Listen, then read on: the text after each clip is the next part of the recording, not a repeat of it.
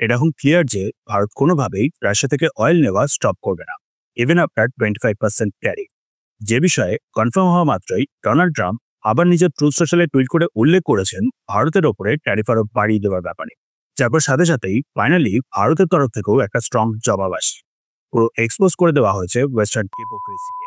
ভারতের রিপ্লাই অনুযায়ী ফার্স্ট কথা তো ইউক্রেনের সমস্যাটা যখন শুরু হয়েছিল তখন ট্রেডিশনাল সাপ্লাইজ মানে গালফ দেশগুলোর অয়েল ডাইভার্ট করে দেওয়া হচ্ছিল ইউরোপ। দ্বিতীয়ত ইউএস নিজে ভারতকে এনকারেজ করছিল রাশিয়ান অয়েল কেনার জন্য, যাতে প্রাইস ক্যাপটা মেনটেন থাকে। Former US ambassador to India Eric Garcetti on record যেটা স্বীকার করেছিলেন। তার উপর যে ইউরোপিয়ান ইউনিয়ন ভারতের ওপরে ট্যারিফের কথা বলছে রাশিয়ার সাথে ট্রেডের জন্য, সেই ইউরোপিয়ান ইউনিয়নই ভারতের থেকে অনেকটা বেশি অ্যামাউন্টের ট্রেড করছে এখনো রাশিয়ার সাথে। আর এই ট্রেড শুধু এনার্জিতে সীমিত। Fertiliser, mining product, chemical, iron, steel, machine, transport equipment সবকিছু এর মধ্যে ইনক্লুড রয়েছে। ইউএসও নিউক্লিয়ার ইন্ডাস্ট্রির আর ইভি ইন্ডাস্ট্রির জন্য দরকারি জিনিস, সাথে ফার্টিলাইজার, কেমিক্যাল ইত্যাদি কন্টিনিউয়াসলি এখনো বাই করে যাচ্ছে রাশিয়ার থেকে। তা সত্ত্বেও ভারতের ওপরে দোষ দেওয়াটা হলো আনজাস্টিফাইড, আনরিজনেবল। সো বুঝতেই পারছেন ফাইনালি ভারতের ধৈর্যের বাঁধ ভাঙছে। ভারত জবাব দেওয়া শুরু করে দিয়েছে। কিন্তু ইউএস তো ইউএস, বা এটাও বলতে পারেন ইউরোপ তো ইউরোপ, তারা এটা কিছুতেই অ্যাকসেপ্ট করবে। যাই হোক, তবুও কি হবে যদি এখন হঠাৎ করে এই ব্যাপারটা 500% ট্যারিফ অব্দি পৌঁছে যায়? ইউএস যদি এবার 500% ট্যারিফ ইম্পোজ করে দেয় ভারতের উপরে, কতটা এফেক্ট পড়বে ভারতের ইকোনমিতে? আদৌ আমেরিকার কোনো লাভ হবে তো? কি হবে তারপর ভারতও যদি রিটালিয়েট করা শুরু করে? উল্টো দিকে রাশিয়া কিভাবে জবাব দেওয়ার কথা ভাবছে এই মুহূর্তে? আর ফাইনালি জেনে নিন কতটা টেন্স সিচুয়েশনের মধ্যে দিয়ে যাচ্ছি ওয়ার্ল্ডে এখন সবাই আমরা। সর্বপ্রথমে তো ভারত যে এখনো রাশিয়া থেকে অয়েল বাই করছে সেটা কোনো ইললিগাল বা আনলফুল কোনো অ্যাক্ট। টেকনিক্যালি রাশিয়ার অয়েলের ওপরে কোনো স্যাংশন নেই। সো যে কোনো দেশই রাশিয়া থেকে অয়েল কিনতে পারে এখন।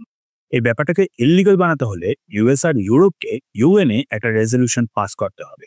তারপরেই একমাত্র রাশিয়ান অয়েল কেনাটাকে আনলফুল বানানো সম্ভব। বাট ব্যাপারটা হলো রাশিয়ার নিজে আর সাথে চীনও হলো ইউএনএ দুটো পার্মানেন্ট মেম্বার। কেউ না কেউ সেই রেজলিউশনটাকে ভিটো করে দেবে।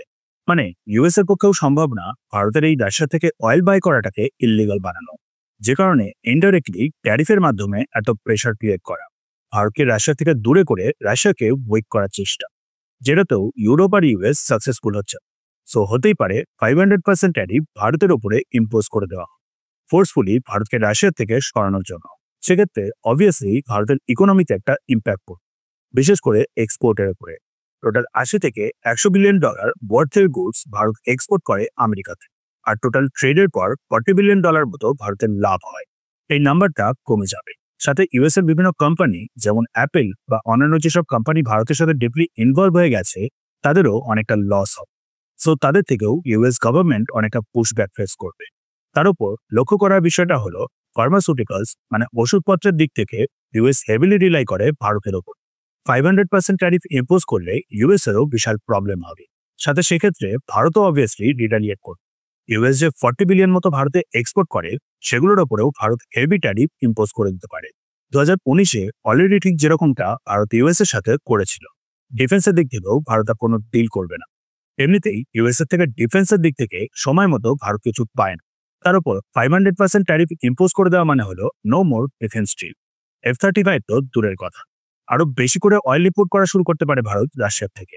এমন সময় ইউরোপও যদি ভারতের উপরে 100% ট্যারিফ ইম্পোজ করে দেয়, জেনে নিয়েও কথা চলছে, তাহলে হতে পারে ভারতকে ইন্টারন্যাশনাল সুইফট পেমেন্ট সিস্টেমের থেকেও অনেকটা রেস্ট্রিকশন ফেস করতে হলো।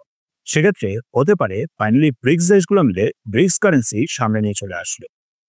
না হওয়ার কিছুই নেই। অলরেডি অনেকগুলো বছর ধরেই ব্রিক্স কারেন্সি নিয়ে জল্পনা পরিকল্পনা চলছে।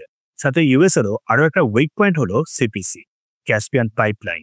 ইউএস এর বড় বড় অয়েল কোম্পানির হিউজ স্টেক, বাট পাস করে রাশিয়ার মধ্য থেকে। ইউরোপে ম্যাসিভ অয়েল সাপ্লাই হয় এই পাইপলাইনটার মাধ্যমে। মানে ইউরোপেরও এটা বড় একটা উইক পয়েন্ট। আর রাশিয়া অলরেডি ইন্টেনশন শো করে ফেলেছে এই পাইপলাইনটাকে বন্ধ করে দেওয়ার। সো বুঝতেই পারছেন পুরো ওয়ার্ল্ড কতটা ডিস্টেবিলাইজ হয়ে যাবে, যেখানে চীনের অ্যাঙ্গেলটাও আবার বাকি আছে। আলটিমেটলি প্রেশারটা পুরো ওয়ার্ল্ডের থেকে উল্টে গিয়ে পড়বে ইউএস আর ইউরোপের। তারপর কি হবে সেটা সময় বলবে। বাট এটা শিওর যে এইসবের কনসিকুয়েন্স হিসাবে ইন্দো প্যাসিফিকে ইউএস মেন পার্টনারটাকেই হারাতে পারে। ইন্ডো ইউএস রিলেশনে একটা ফরএভার ড্যামেজ পড়ে যাওয়ার চান্স আছে।